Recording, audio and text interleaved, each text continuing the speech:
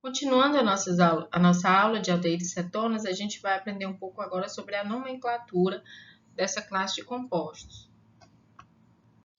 Iniciando pela nomenclatura dos aldeídos, a gente vai ter que os aldeídos vão ser nomeados substituindo o sufixo "o", né, utilizado lá nos alcanos, pelo sufixo "al", al.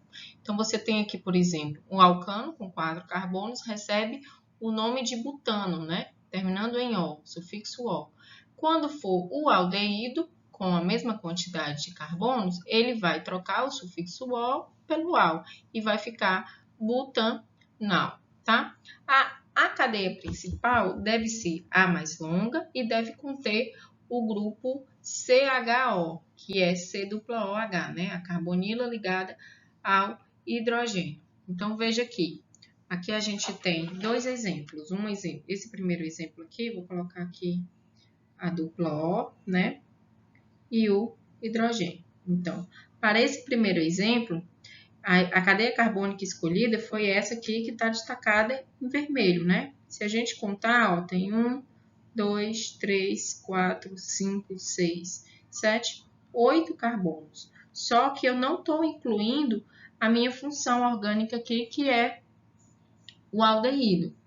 Então, para os aldeídos, para esses compostos que eu tenha na composição a carbonila, o aldeído, ele tem que estar presente na cadeia carbônica, mesmo que a cadeia carbônica seja menor. Então, aqui eu tenho 3, 4, 5, 6 carbonos.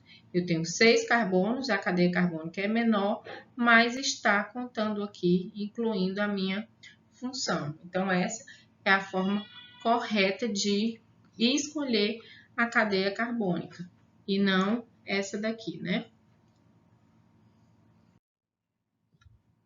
Bom, em relação a numerar a cadeia principal, eu já falei para vocês que a função aldeído, ela sempre vai estar nas extremidades, tá? Então, como ela sempre vai estar numa extremidade da molécula, ela sempre vai ser o número 1, né? Inclusive, eu não preciso identificar o número localizador da função, porque já fica subtendido, ela sempre vai ser o 1. Então, eu devo numerar a minha cadeia carbônica sempre com o carbono número 1, chamando de carbono número 1 o carbono carbonílico, né? O C-O. Então, essa aqui é a numeração correta e não essa daqui, onde o carbono carbonílico, né, ficou com a numeração 7, tá? Agora, observe uma coisa. Para esse composto, eu posso identificar algumas funções, ó. Aqui eu posso identificar a função aldeído, né? Mas eu tenho uma hidroxila bem aqui, ó, onde eu posso identificar a função álcool. E eu ainda tenho uma dupla ligação aqui, ó, que se trata de um alceno, né? Bom, então se eu dou para vocês um composto que a gente chama de polifuncional, porque tem mais de uma função, tem várias funções, como eu vou identificá-lo? Se ele é um álcool, se ele é um aldeído, se é um alceno?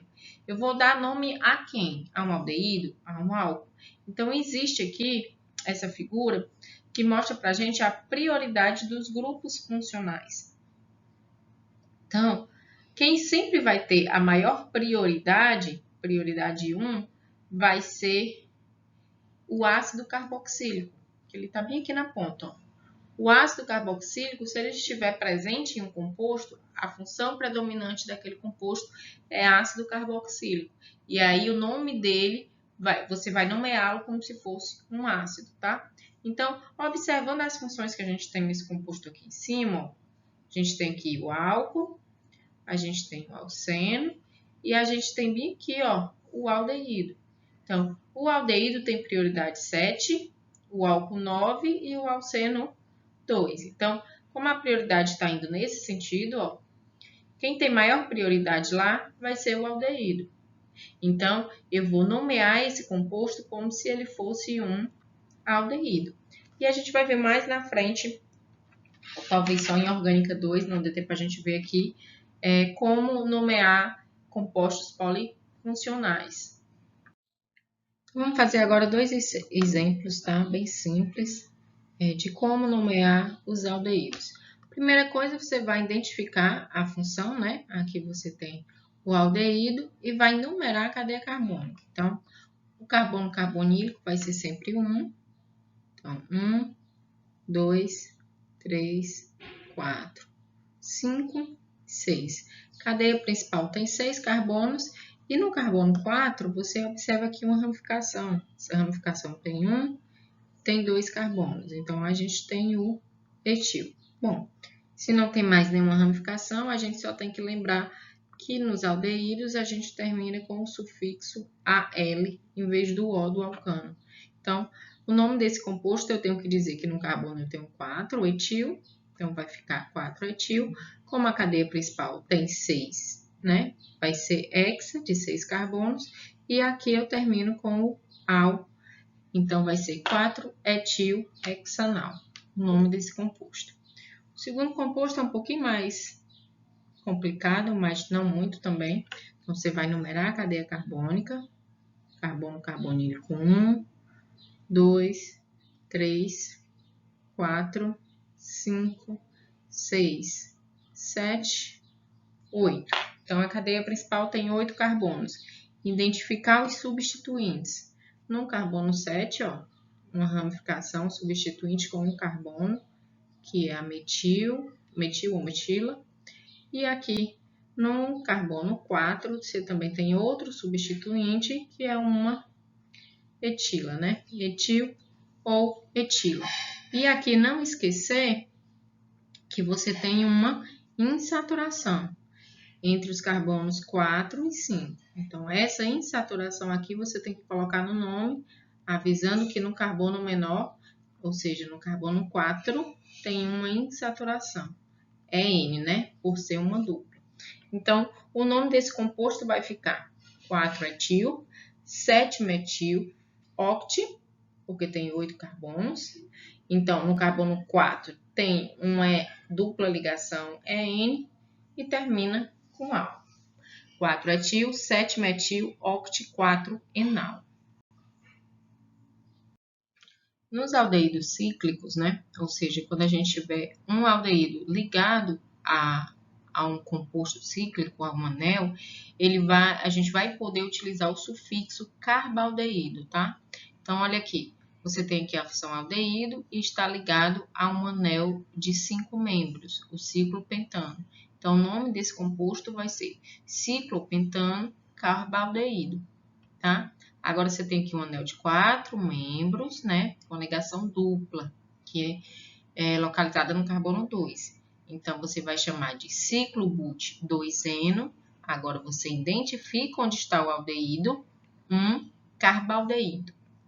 E quando você tiver ligado aqui um anel aromático, que é o benzeno, você vai chamar de benzeno carbaldeído ou, na nomenclatura usual, benzaldeído, tá? Então, a IUPAC aceita alguns nomes comuns para os aldeídos mais simples, tá? Que é, no caso, o formaldeído, que é o metanal. Aí você tem também o acetaldeído, que é aqui com 2 átomos de carbono, e esse exemplo que a gente usou aqui em cima, que é o benzaldeído. A nomenclatura para acetonas também é bem simples. Agora, a gente vai substituir o sufixo O dos hidrocarbonetos, dos alcanos, né? Pelo sufixo ona, né? De cetona. Então, aqui onde você tinha o butano, o hidrocarboneto, agora vai ser butanona. A posição do grupo agora tem que ser localizada. Então, eu preciso identificar a carbonila da cetona. Então, vou usar um número localizador. E a numeração deve ser iniciada mais próxima da carbonila. Nesse caso, essa extremidade ou a outra daria a carbonila aqui no carbono 4. Então, o nome desse composto é hepta-4-ona. Bom, então, vamos fazer aqui esses dois exemplos, tá? Primeira coisa que a gente tem que fazer é numerar a cadeia carbônica.